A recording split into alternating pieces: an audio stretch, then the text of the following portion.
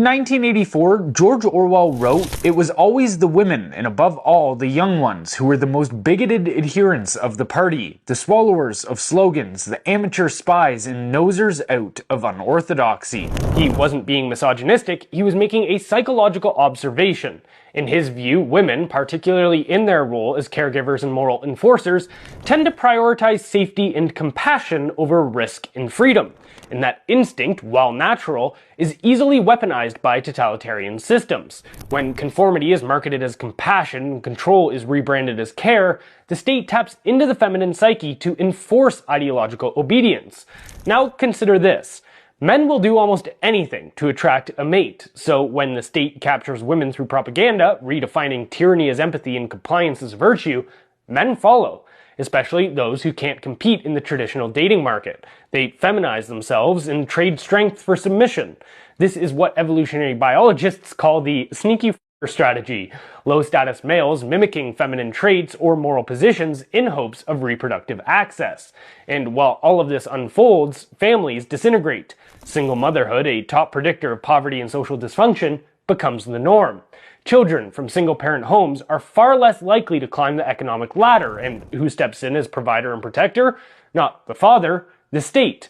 But here's the kicker. The state is funded disproportionately by men, so rather than supporting the women they married and raised children with directly, men subsidize the state, which in turn provides for women through social programs.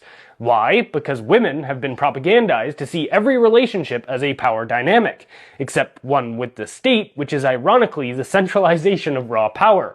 They've been told that to rely on a man is weakness, but to rely on a bureaucracy is empowerment. This is not progress. This is dependency with a new face. And both men and women are suffering. The childless middle-aged woman and the incel are two sides of the same broken culture. A woman without her own child often directs her maternal instinct towards abstract causes, infantilizing minorities under the guise of social justice. What we are witnessing from psychologically unwell men and women is Nietzsche's concept of resentiment, envy dressed up as morality. The strong became evil, the weak became good, strength became tyranny. We now live in a pathologically soft society that sides even with those who harm it, where punishing crime feels unfair and victimhood is the highest virtue. Nietzsche called them the tarantulas, those who preach justice but act from bitterness. They don't want to uplift the weak, they want to drag down the strong. Orwell saw them too. Quote, "Most middle-aged socialists, while theoretically pining for a classless society, cling like glue to their miserable fragments of social prestige.